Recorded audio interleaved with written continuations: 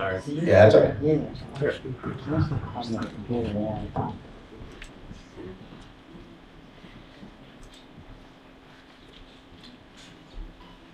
If it doesn't, we can just use. Yeah, that's fine. You can use the clicker, the left click here, or I can do it for you. Go ahead, yeah, if you don't mind, yeah. All right, so this is some of the topics that I'm going to address today. Undergrounding, overhead system hardening, some of the projects in this community here, vegetation management, which is tree trimming, tree removal, public safety power shutoffs, and the enhanced power line safety settings. So, next slide. So these are the three main goals. Our community wildfire safety program has evolved quite a bit over the last 5 years or so, when we've had the extreme fire danger years that continue to get worse and worse. Obviously, we want to do everything we possibly can to prevent wildfires, and we also want to reduce impacts to the community. We realize that when we have power shutoffs or when we have power outages, it's very impactful to the community, and we realize that a lot of the wildfire prevention efforts that we do lead to more power outages. So we want to do our best to reduce those impacts while also keeping in mind always the goal is preventing wildfires. And then, of course, supporting our customers in every way we possibly can. So situational awareness. So we've been on a quest throughout our entire service territory to install weather stations. We've installed over 400 of them throughout PG&E service territory. You can see on the map there are 39 of them throughout Calaveras County. We've covered the county pretty well. Covered most of the areas where we have a lot of power lines and high fire threat areas. Also fire cameras. We've worked a lot with various responding agencies to set wildfire cameras up. These are all available, viewable at all times for the public. There is a University of Utah project called Mesa West where they host all of these cameras. You can see cameras from basically any fire lookout anywhere in the state at any given time on that website. So I recommend you check it out. It's pretty cool. So let's talk a bit about undergrounding. We're going to talk about first. So you are probably aware that PG&E CEO Patty Poppe a couple years ago announced that PG&E was going to do 10,000 miles of undergrounding of power lines in high fire threat areas. That is going to be the biggest undergrounding of power line effort that any utility anywhere in the world has ever undertaken. So we are really still at the very beginning stages of that. But I'm going to show you some work that we have planned in Calaveras County. There's some good projects around here that we're pretty excited to roll out this year. So next slide, please. So this is kind of an overview countywide. You can see we only did about 1 mile of undergrounding last year. This year we have about 16. Too loud. I'm sorry. All right, this time we have about 16. This year we have about 16 miles in the forecast. And then next year, about 25 miles. You can see that a lot of those miles are here in the Highway 4 corridor. And we'll go through in more detail the Arnold projects and the Murphy's projects. So next up. So this is the undergrounding work that we have planned for this year in Arnold. What you see on the screen is this year's work, about 8 miles of it. This is the Mustang Drive or Mustang Road, Lightning Lane, Moran Road area of Arnold. This is an area where the county has a lot of paving projects slated. So we are in very close coordination with the county. Supervisor Huberty has been a very big help in bringing all the parties together there. Ideally, we would like to get this work done and then get out of the way and then have the county come in and pave so we only have to disturb this neighborhood one time. So we are very, very much working with the county to try to make that happen this year. So you can see this is quite a bit of undergrounding work. So if you live in this area, I ask that you bear with us because there's going to be a lot of road disruptions, traffic disruptions. But when it's all done, it's going to lead to a very big benefit to this area having so many of the power lines underground. So moving on to Murphy's. Murphy's does have some work planned for this year, about 7 miles of it planned for this year, and then about 13 miles next year. So you see there, a lot of it does kind of follow a lot of main line on Highway 4. So Pennsylvania Gulch Road has a big project on it, Crestview. So this is, again, if you live down the hill in Murphy's, I ask you to bear with us. It's going to be impactful, but these are all very necessary work, very necessary projects that need to get done. If we're going to do 10,000 miles of undergrounding, I tell all my coworkers we need to bring it to this area because we have one of the high fire threat areas in the state here. So The undergrounding work is rolling out, and it's going to continue to do so over the next probably 8 to 10 years. So in addition to undergrounding of lines, we've done a lot of projects we call overhead system hardening. A lot of these are projects where we replace some of the traditional wooden poles with hardier composite material poles. We replace a lot of the overhead wire with what we call tree wire. It's a thicker coated wire, hopefully more resistant to if something runs into the wire, if a tree falls through it or something like that. It could hopefully withstand that a little better. It's not going to be perfect. We still see plenty of outages, especially we saw some this winter through storms and that kind of thing. But it is better. We do prevent outages, and we certainly prevent wires breaking and starting fires with that. So you can see we have a good bit of work that we've done in most of what we've done so far in the county is here along the Highway 4 corridor, and we're going to be continuing to do that over the next couple years. Couple of the projects, you guys are probably well aware of this, especially what you've seen out there last year, a lot of the change out to the poles and so forth that have been done. Next slide.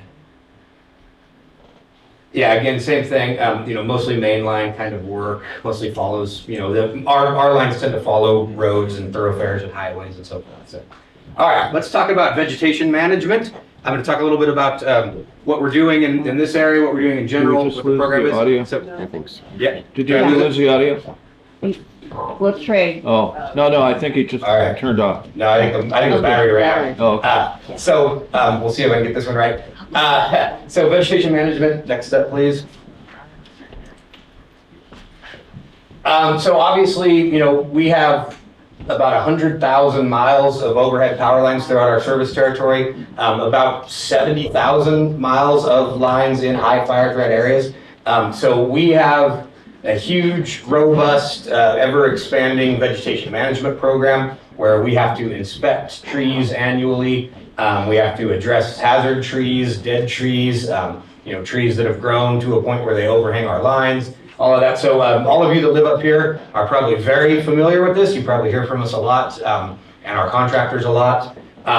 So next up, please. So we have over 1,500 miles of power lines in high fire threat areas just in Calaveras County alone. So it is a big, never-ending job to continually inspect the trees around those lines, to continue to maintain our clearances. So yeah, again, I'm not telling you anything you don't already know. You hear from us a lot on this. Next up.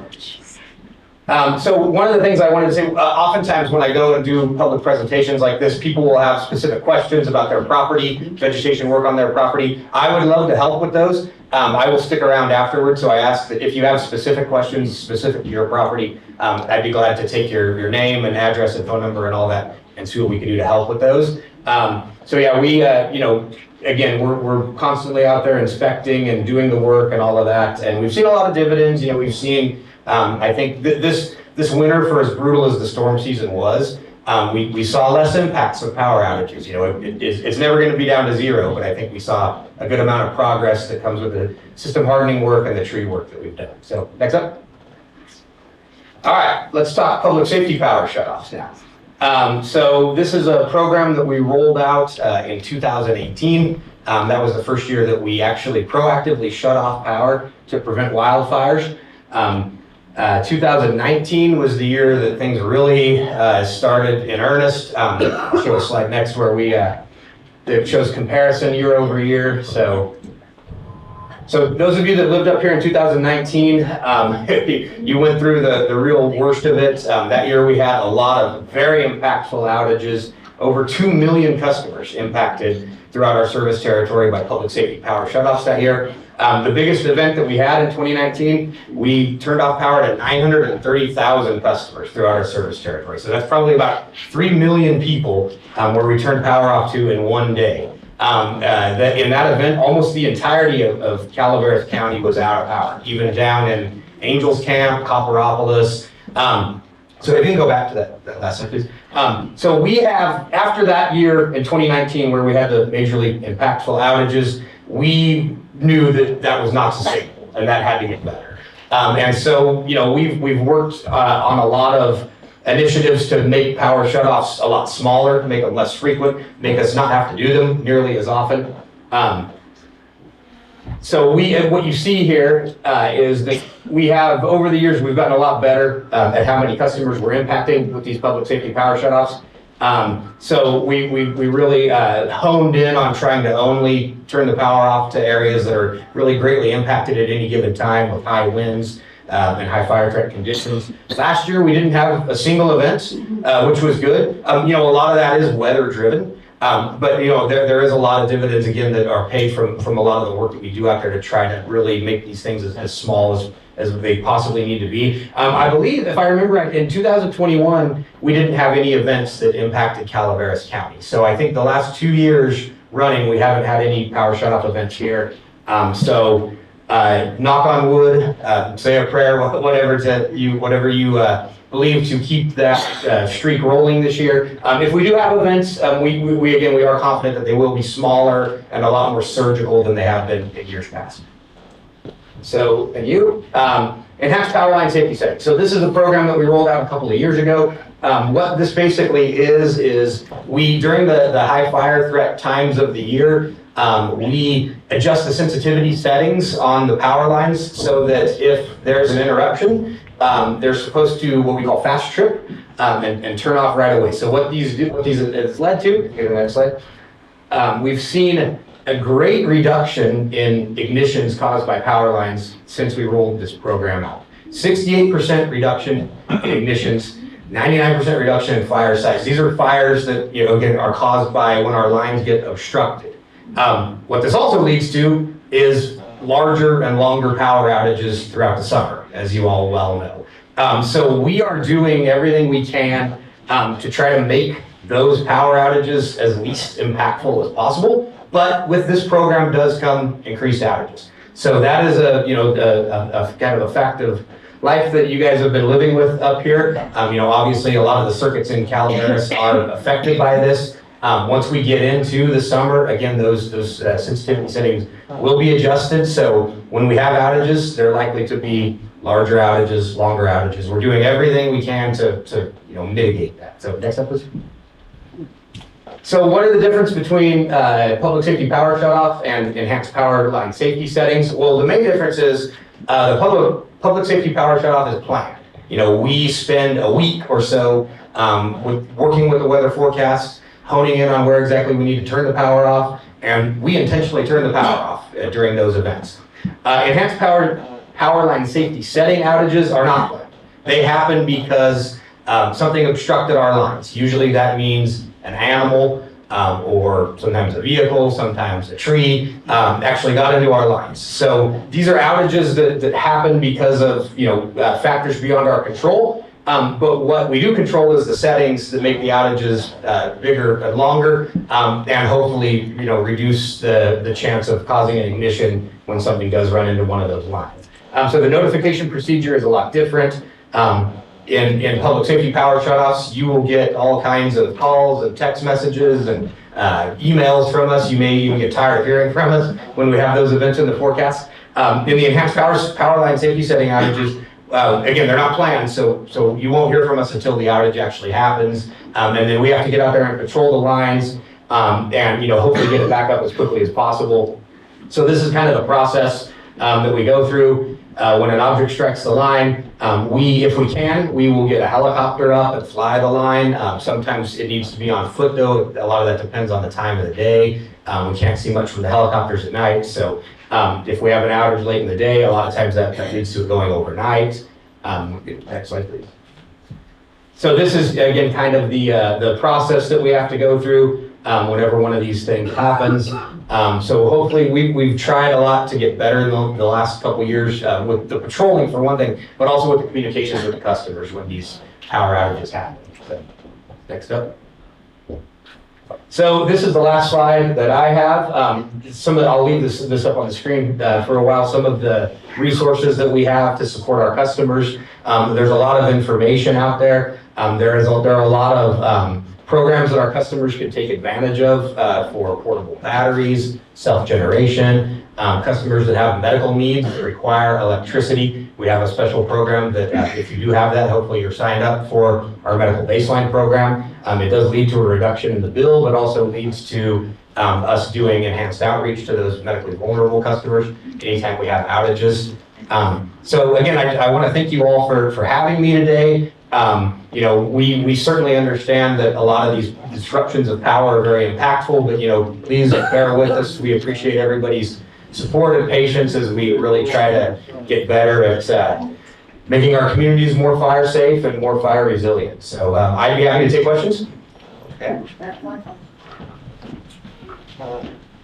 It's not a question, it's a comment. I'd just like to thank you for your excellent communication, because we can be in the dark, literally, but we know that it's either something that just happened that impacted the lines, or, we'll get a letter that says, schedule this day, there's a power shut off.